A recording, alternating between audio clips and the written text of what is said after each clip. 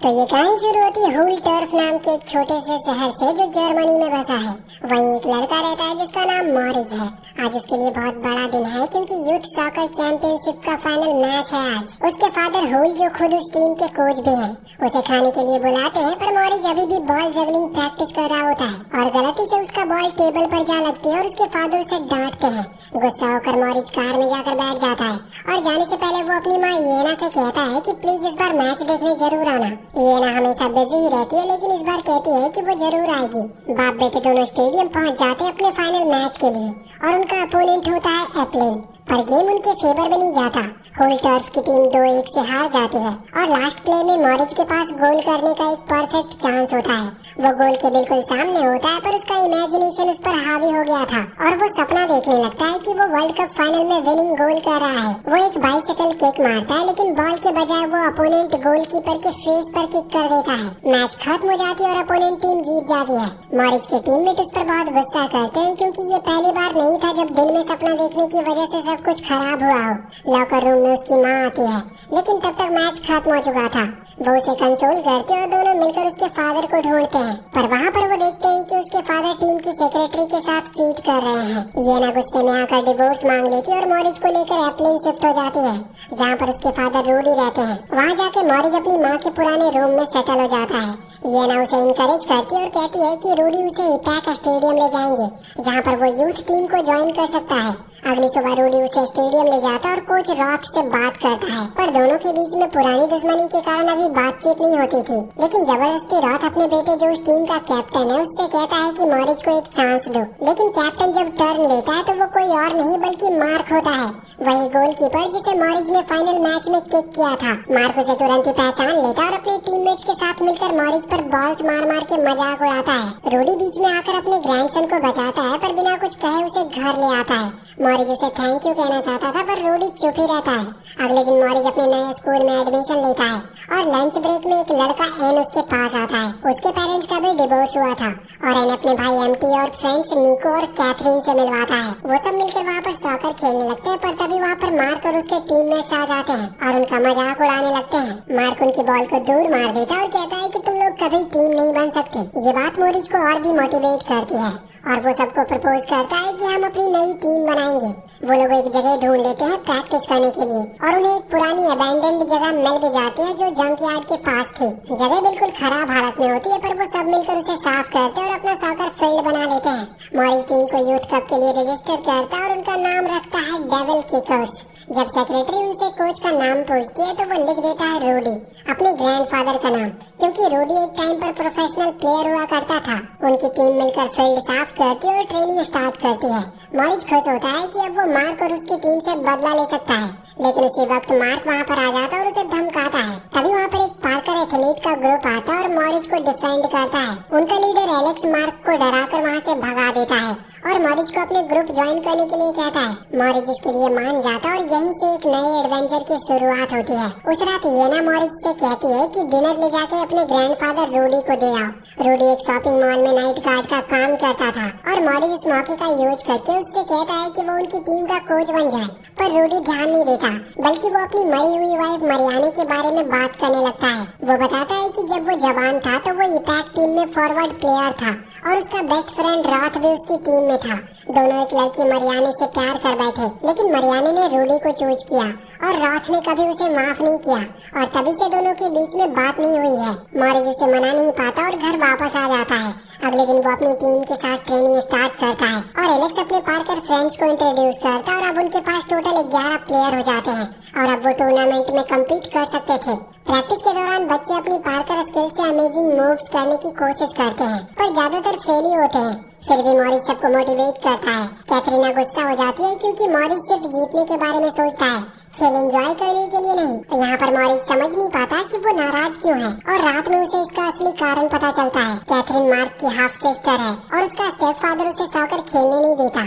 कहता है कि ये लड़कियों का गेम नहीं है और उसे टेनिस खेलने पर मजबूर करता है, पर कैथरीन चुपके से सॉकर प्रैक्टिस करती रहती है और जैसे जैसे दिन बीतते हैं टीम्स के बीच में आर्गुमेंट्स बढ़ने लगते हैं।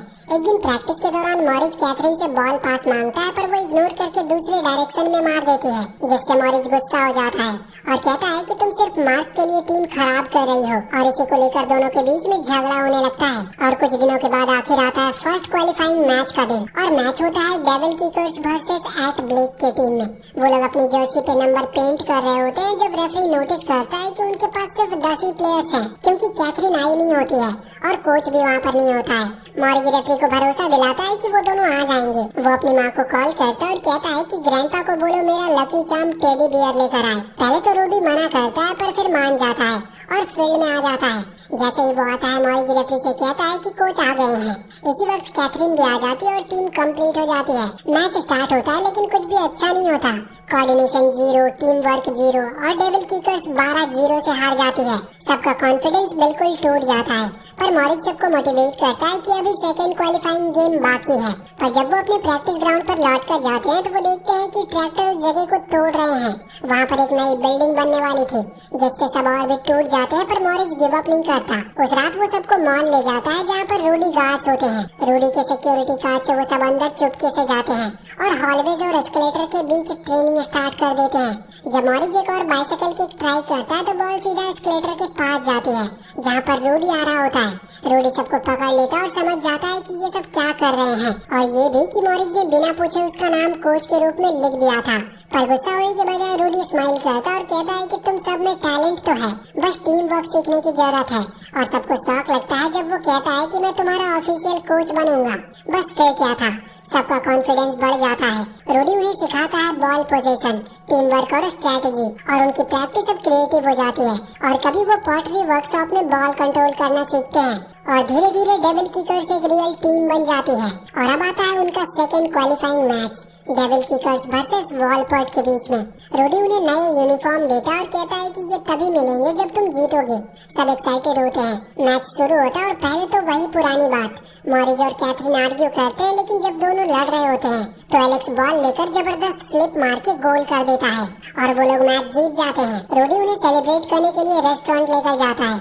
सब खुश होते हैं, पर बाहर मॉरिज अपने फादर होल को देखता है। होल उससे माफी मांगता है और कहता है कि वो उन्हें मिस करता है। वो उसे उसका पुराना सॉकर बॉल वापस देता है, पर मॉरिज अभी भी हर्ट था। वो उसे माफ नहीं करता और वहाँ से चला जाता है। टीम फिर से मॉल में ट्रेनिंग करती है। रूडी याद दिलाता है कि वॉलपर्ट सबसे वीक राइवल था, अगर आगे बढ़ना है तो उन्हें और भी मेहनत करनी होगी। सारे बच्चे प्रॉमिस करते हैं कि वो जरूर मेहनत करेंगे। और कुछ दिनों के बाद होता है राउंड 16 का मैच। गेम बराबर चल रहा होता है जब मॉरिज, कैथरीन और एलेक्स एक साथ बॉल के लिए डाइव करते हैं, जिससे तीनों टकरा जाते हैं। लेकिन बॉल घूमते हुए किसी तरह अपोनेंट के नेट में चली जाती है और वो लोग फिर से जीत जाते हैं। लेकिन फिर आता है क्वार्टर फाइनल। कैथरीन घर से निकलती है, पर उसका स्टेप फादर उसे रोकता है। वो कहता है कि सॉकर छोड़ दो, पर कैथरीन उसकी एक नहीं सुनती और स्टेडियम भाग जाती है। उनका अपोनेंट होता है ब्रैकन की टीम। मैच स्टार्ट होने से पहले रूडी सबको कहता है कि अकेले खेलना भूल जाओ और टीम वर्क पे ध्यान दो, लेकिन पहले कुछ मिनट बहुत ही बेकार खेलते हैं वो। राइवल टीम बहुत ही आसानी से 2 गोल मार देती है और इसी दौरान रॉथ स्टेडियम आ जाता है मैच देखने के लिए। जब कैथरीन अपने स्टेप फादर रॉथ को स्टेडियम में देखती है तो उसका गुस्सा और भी बढ़ जाता है। वो डिसाइड करती है कि अब वो सबको दिखाएगी कि वो क्या कर सकती है, और वो एक जबरदस्त तरीके से गोल करती है, जिससे पूरे स्टेडियम में जोश भर जाती है। लेकिन कुछ देर के बाद कैथरीन को बॉक्स के अंदर फाउल किया जाता है और रेफरी पेनल्टी डिक्लेयर करता है।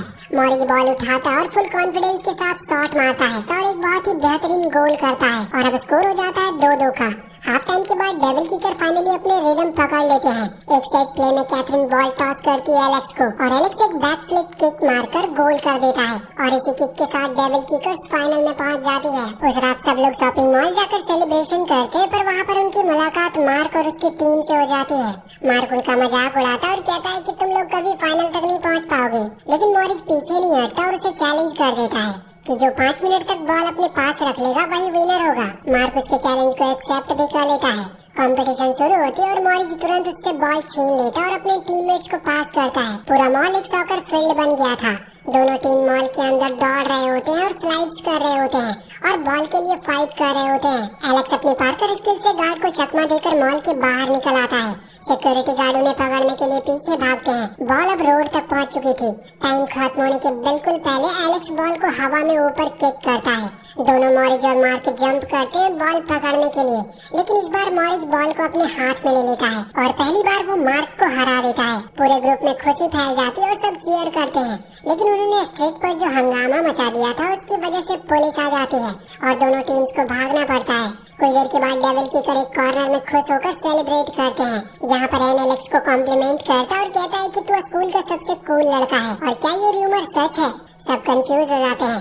एलेक्स का मूड अचानक ही खराब हो जाता है और वो कुछ बोले बिना ही वहाँ से भाग जाता है। उधर कैथरीन के घर में रॉथ अपना नेक्स्ट प्लान बना रहा होता है। उसका गोल था सेमीफाइनल जीतना और रोडी से बदला लेना। इसके लिए वो अगले मैच के रेफरी को कॉल करके ब्राइब देने की कोशिश भी करता है। कैथरीन की माँ बर्डी ये सब सुन लेती है पर चुप रहती है ताकि घर में फाइट ना हो।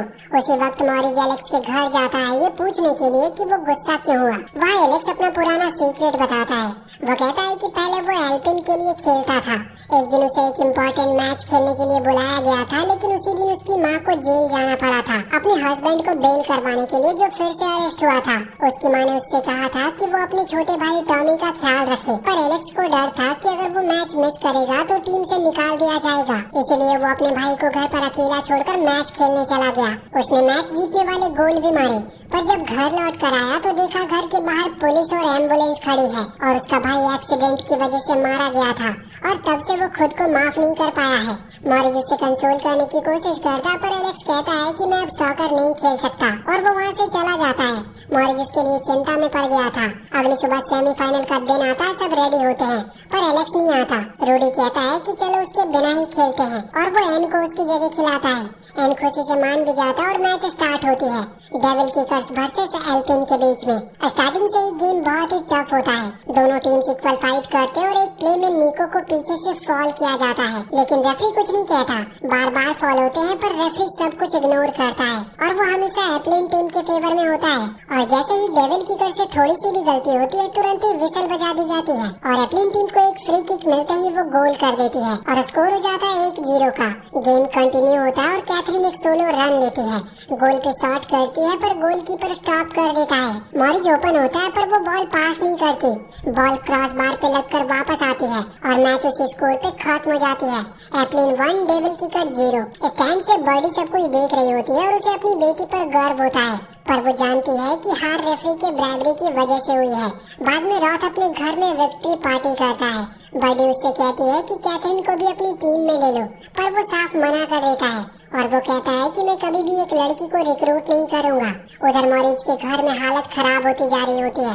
रूडी को सिक्योरिटी गार्ड के जॉब से निकाल दिया जाता है रॉथ के प्रेशर की वजह से। ये ना अभी तक जॉब नहीं ढूंढ पाई थी। मॉरिज जब घर आता है तो उसकी मॉम पूछती है कि आज का मैच कैसा था, पर वो गुस्से में चिल्लाता है कि मुझे अब इस सबसे बोर हो गया है और सब कुछ सिर्फ तुम्हारी वजह से ही हो रहा है। ये सुनकर येना भी टूट जाती है और उसे रूम में भेज देती है। वो रोती रहती है जब तक उसका एक्स हस्बैंड हुल बाहर नहीं आता। वो माफी मांगता और कहता है कि उसे मॉरिज से बात करनी है। इसी बीच बर्डी सच्चाई रिवील कर देती है। रेफरी को ब्राइब करने का प्रूफ भी मिल जाता है। इसकी वजह से एप्लिन टीम को डिस्क्वालीफाई कर दिया जाता है। मतलब अब डेविल किकर को एक और मौका मिलता है ग्रैंड फाइनल में। फाइनल मैच उन्हें खेलना है होल की टीम के साथ। वहाँ पर होल येना से कहता है कि मैच के बाद मिलते हैं, मुझे फैमिली फिर से बनानी है। मॉरिज ये सुनकर बहुत ही खुश होता है और वो सीधा कैथरीन के घर पर दौड़ पड़ता है। विंडो से उसे बुलाता है और कहता है कि पिछले गेम में मैंने गलती की, मुझे बॉल पास करनी चाहिए थी और अब से हम एक टीम है। कैथरीन स्माइल करती है और नीचे आने लगती है, तभी मार्क आ जाता है। मार्क उन्हें रोकता है और मॉरिज को फाइट के लिए चैलेंज करता है। वो उसे पीटने लगता है पर मॉरिज एक क्विक मूव करके उसकी नाक तोड़ देता है और उससे कहता है कि अब से कभी भी मेरी टीम को और मुझे तंग मत करना। दोनों भागकर टीम के पास जाते हैं। उधर रूडी एक बार में बिल्कुल उदास बैठा होता है। वो ज्यादा ही पी लेता है और रात को घर वापस जाते हुए एक ट्रक से टकरा जाता है।